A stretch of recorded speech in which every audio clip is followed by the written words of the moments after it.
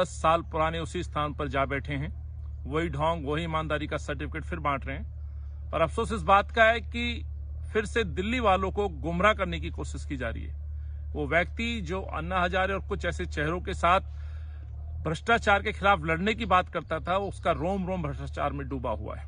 ना केवल वो, बल्कि उनके शराब मंत्री भी रोम रोम उनका जो है भ्रष्टाचार में डूबा हुआ है। दिल्ली के विकास के पथ को रोकने वाला व्यक्ति, दिल्ली के अंदर शिक्षा की क्रांति की बात करने वाला व्यक्ति छात्रों को 21 साल में शराब पिलाने का अधिकार देता है, शराब माफियाओं को दिल्ली की ठेकेदारी देता है, पकड़े जाने पर जेल जाता है, जेल में बैठ के कभी इस्तीफा नहीं देता है, बाहर निकलने पर एहसास होता है कि दिल्ली की जनता उनसे सवाल पूछ रही है, उनको माफ करने वाली नहीं है। फिर 10 साल पूर्व की भांति फिर वही बातें दोहराई जा रही हैं।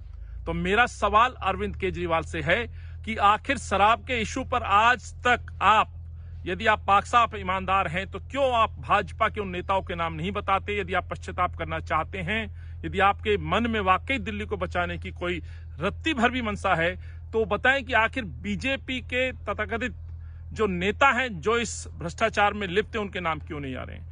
क्यों आखिर तत्कालीन एलजी के साथ मिलकर के इस दिल्ली को आपने शराब माफियाओं को बेच डाला, शराब के ठेकेदारों को दिल्ली को बेच दिया। शराब नीति में आपने 1 दर्जन से ज्यादा अमेंडमेंट किए, जिसमें युवाओं को नौकरी देने की बजाय आप 21 साल में शराब पीने का अधिकार दे रहे थे। स्कूल खोलने की बात करने वाला व्यक्ति दिल्ली के हर चौक चौराहे पर जहां बच्चों की स्कूल की बसें रुका करती थी, वहां शराब के ठेके खोलने का काम कर रहा था। आज पूरी दिल्ली जान चुकी है कि अरविंद केजरीवाल केवल और केवल पैसा कमाने, अपने सपनों को पूरा करने, हिंदुस्तान की सियासत की सर्वोच्च गद्दी पे बैठने के लिए शराब माफियाओं को दिल्ली को बेच चुका था, दिल्ली के ठेकेदारों को दिल्ली बेच दी। यही सच है, दिल्ली माफ करने वाली नहीं है।